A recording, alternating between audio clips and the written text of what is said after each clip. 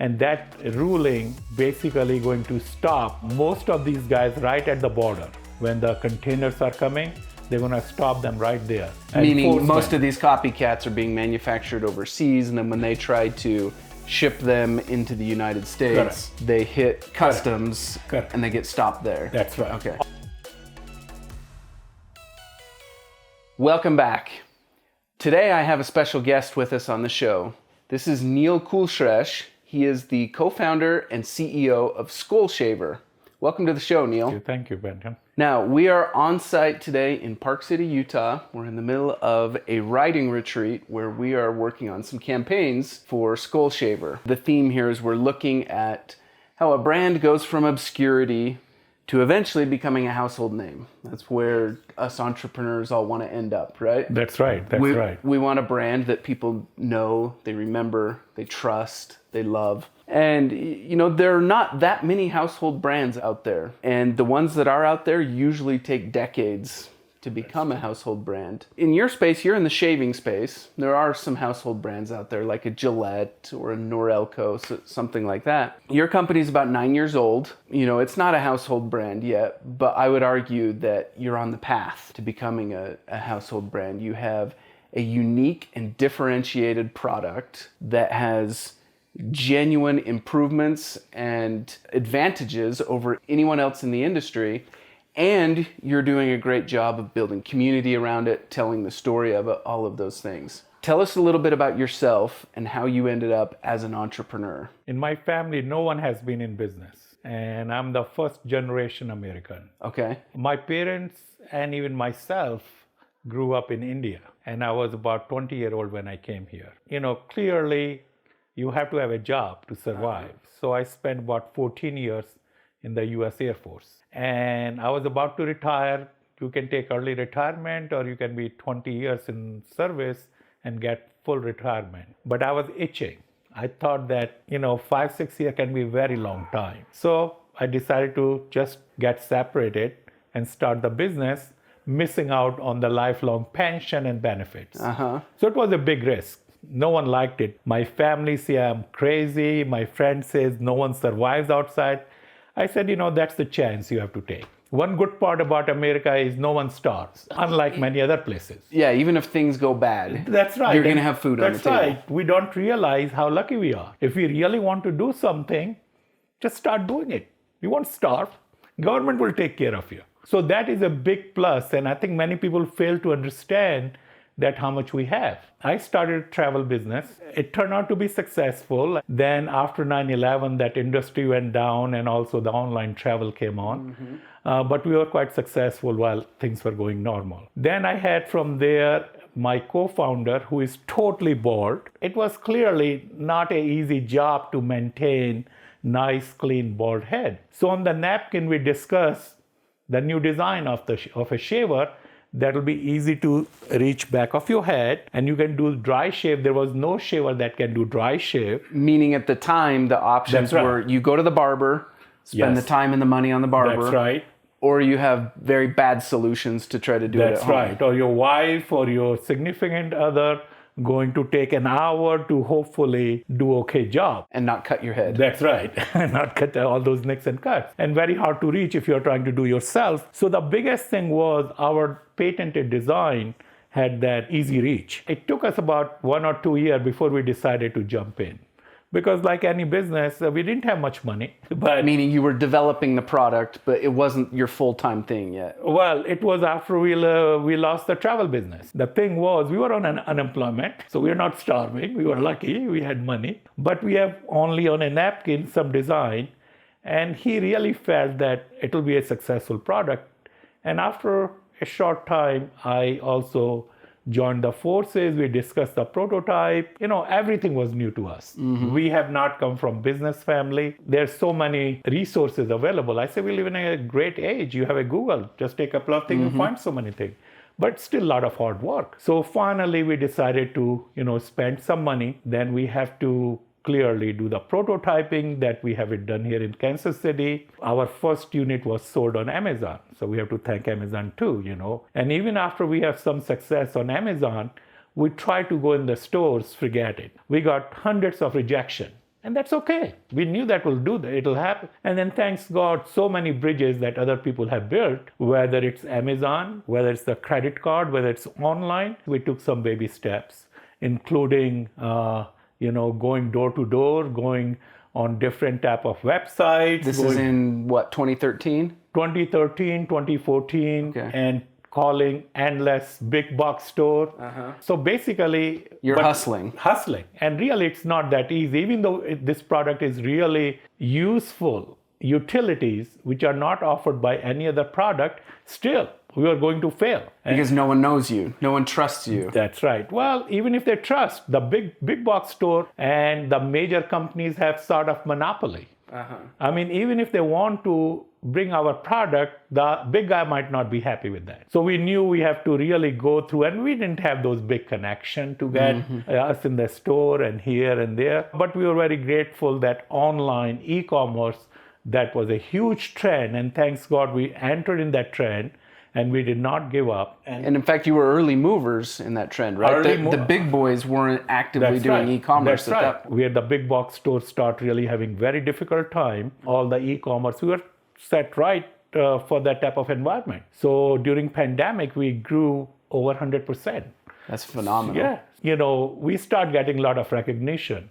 And clearly, the product was very useful, but the brand was not there. So the big challenge, we are at a point now when there is a brand recognition. Thing is, we have hundreds, if not thousands, of copycats. Meaning you're successful enough to prove that your invention was valuable, so much so that now all of these other rip-offs have come onto the market. Correct. To try to be what you're being. That is right. That is right. So give us a little idea of, what level of success are you guys at? And you don't have to share proprietary numbers or something, but just tell us either through units sold or number of customers or overall revenue or some way, give us an idea of what level of success you're at today. First of all, one of the compliment is we have thousands of copycats. Before our invention, there was no such thing as dry head shaver. Now there were literally thousands of copycats. And even though it was a big budget law firm, but we did hire some big budget law firm, and we have got great ruling from ITC, which is going to stop most of them. And what is ITC? ITC is International Trade Commission in Washington, and that ruling basically going to stop most of these guys right at the border. When the containers are coming, they're going to stop them right there. Meaning most of these copycats are being manufactured overseas, and then when they try to ship them into the United States, they hit customs and they get stopped there. That's right. Okay. Almost 100% are produced overseas for a simple reason. It's too expensive. I mean, people like to, including us, we would like to produce in the USA, but we won't last in the business because customers still demand a low price, high quality. So that's the reason. But the thing is, this court battle will help because we got a great ruling, and that's going to help us stave off all these guys who are unfairly competing with us. Secondly is improve constantly, even though we have improvised our quality a lot, and we have added some other complementary product, whether it is the clipper, a unique design beast clipper, where anyone can do some simple haircut. And again, it has some great features, and anyone can do a simple haircut. And for elderly, for children, it's great. And so it's similar to the clippers that your barber uses, except it's handheld in a way that you can do your own head. So the barber has only one design, which is a straight handle. But when you have ours is, again, where you put your fingers between the blade and the handle, and it's easy to use to clip your hair more precisely with the exact size of the comb. So you can have different size on different area of your head. That's right. So now it is so anyone with a little effort can easily do it. And a lot of our customers are doing it for their the elderly parents rather than taking them to barber, because it's so easy to do it. It's very easy to hold, very easy to do. And a lot of moms are doing for the children. And also a lot of young folks are doing self haircut as long as it's a simple haircut. It can do complicated, but I won't recommend it. But for a simple haircut, nothing like beast clipper. So it's growing in popularity. And we have some other complementary product like for the women and other folks. So the thing is, the whole focus is taking care of your hair, whether it's your head or your face or your body hair or below the belt, above the belt, doesn't matter. Bottom line is we have the best product, or we try to make the very best product, and we protect our, IP and all that. So the original invention you had for the first several years was the skull shaver, and now you've built a family of products Exactly. Around this self-hair care treatment. Correct. Give us an idea of where the company is at today. How many customers do you have? How broad is your reach and your distribution? Help us understand a little bit of that. We have sold millions of our shaver worldwide. US, we are very popular. We have, in general, 4.5 star rating on Amazon. It's fantastic. And we have our website sales are just booming. Last 3 or 4 years, we have been growing almost 100% every year. It is getting difficult to maintain that momentum because the bigger numbers, it becomes difficult to compound again. We're still competing with the big boys, and that's okay. That's part of our American entrepreneurship, but we are nothing to complain about that. And in Europe, we have become very popular. In UK, France, our sales have grown quite well. And so is Australia. So most of the English-speaking world, we are doing very well. We've talked about where you started in obscurity, where you were out knocking doors even, to now you have a successful business, you're selling millions of units all over the world. But what's next? How do you transition from where you're at to continuing down that path of building a household brand that people remember, they know, they trust? That's what we ask us all the time, because if you are not growing, that means you are going down. So we want to keep that momentum, and clearly, like everything else, there are steps. We might not be successful in each step, whether it's Harmon Brothers or developing some infomercial or, ramping up our social media presence and other content. So that's where we are trying to build more. We are always open for any type of other creative deal, but overall, we are quite happy, and our goal is something similar to what Keurig was or Crocs was. There was no such Keurig, thing as the coffee maker guy, yeah, right? Yeah. So when they come up initially with the Keurig, no one knew about them, but very soon they become very popular because they are convenient. You get fresh cup of coffee every time without any effort, rather than the stale coffee. Yeah. And the Crocs came. And initially the Crocs shoes. Crocs shoes, right? These are the great innovation for our daily life. And they started when no one recognized them. And then they became household name because That's they right. truly were useful. There are thousands of useless patents. And there are thousands good patents, but they never took off. So we feel that we are lucky that we did survive so far. We are open about things, and we also protecting our brand, whether it's the legal steps we have to take, or whether we have to, in the marketplace, get more advertising, communicate better with the customer for them to have a better user experience and better understanding what we are. But we feel that we are one of those innovations that ultimately it will prevail. I even go as far as to say that once the patent expires, some of the patent will expire in 2032. I will say that this shape will be more prevalent than legacy shape of electric shaver because it's just better, far superior.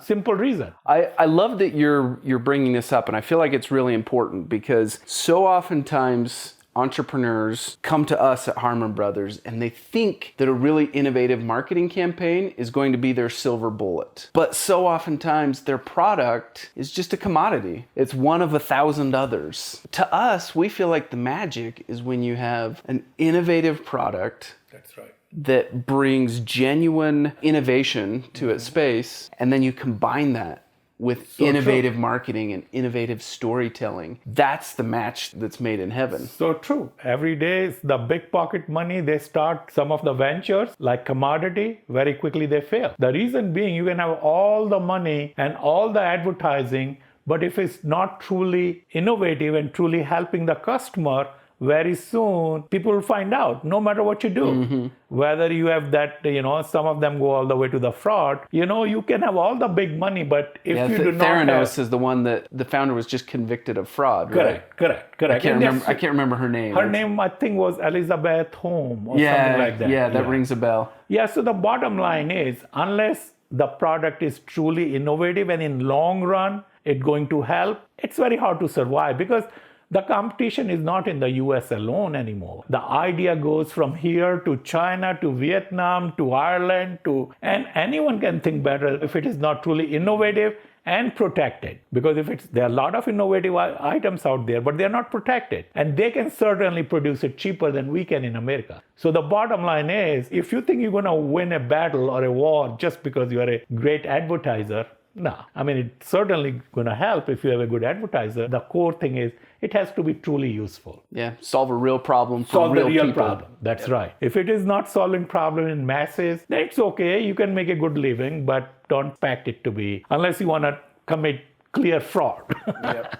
All right. Well, thank you for coming on the show and sharing your story. Awesome product, solves real problem for real people. What recommendations do you have for the entrepreneurs out there? My recommendation is very simple. If you truly believe in something, go for it. You should quit your job. Bottom line is You won't this. starve. You won't starve. People don't realize what a advantage they have. If you are an artist, if you like to paint, do that. It might take 1 year, 2 years, but ultimately someone going to recognize, and with the online, you can be selling it right away. So the bottom line is, in America, you should never worry about the downside. That's right. That is one of the, I will say, advantages people have who are brought up in poverty, or maybe not poverty. Like I came from a middle class in India. So for me, getting 2-time meal, I'm lucky. And that I don't even have to work. In America, the entrepreneur should really go after the dream. Don't look for the shortcut, because the law is pretty strong here when they implement. And I said, you just go for that calling, and the money will follow. That's the whole thing. Don't go for the money alone. Money will follow. Most of us really don't need that much money to live in. It's all about the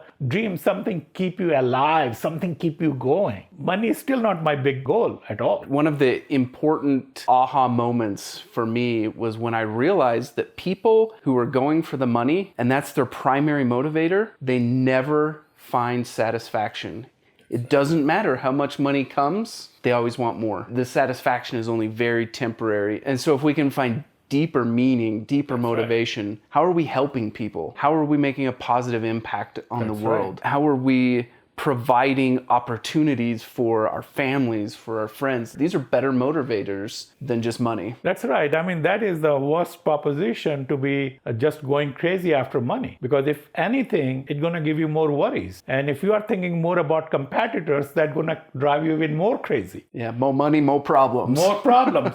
But if money is not the main motive, then chances are you will not commit fraud. Chances are you will be honest about life and yourself. Your level of happiness definitely will be much higher. Having money is okay, even if you don't wrap up your mind towards donating a lot. It's okay. But at least don't go after money only, because that is a terrible thing. You're sure gonna ruin your health. You might make more enemies than you need to. Money will follow. If your idea is good, money gonna follow without a doubt. And believe it or not, Jeff Bezos is one of my idol when it comes about a lot of life and business quotations, a lot of things. And then he talk about, like, he's focused on customer, not on competitor. Of course, you still look around because you don't want to be totally stupid. You're not living in a void. But you're not driven by your competitors. That's right, because that is not going to give you happiness. But you should be aware. But beyond that, don't do anything stupid. Neel, it's a pleasure. Thank you so much for sharing your wisdom. Likewise, thank you, Benton. Nice to be here at Harman Brothers, enjoying the creative session. And thank you for running a great company. For our listeners, make sure to like, share, and subscribe. We'll see you on the next one. Want to learn the tricks of our trade? We have them all laid out in our courses on Harman Brothers University. This isn't surface level stuff here. This is our entire playbook, all our secrets laid out in full. The same training we give our own employees. You'll find courses on ad buying, writing video scripts to sell your product or service, creating the kind of large production ads we're known for, even making short ads using nothing but your cell phone. If you're looking to use video marketing to take your business to the next level, Harmon Brothers University has the course for you. Our students have seen incredible growth in their businesses by implementing what they learned in our courses. Take these reviews as living proof. We've now got multiple campaigns that are in the millions of views and in the multiple millions of dollars in sales. Within a week, we're close to 10 million views, over $1 million in sales, and most impressively, we've covered 100% of the production costs in the first 24 hours of releasing it. We saw immediate results. Sales went up 10x the first day. The first video we did is over 30 million views, the most customers that we've ever acquired in a single month. I think we had about 26,000 new customers. Go to harmonbrothersuniversity.com to start accelerating your business's growth with video.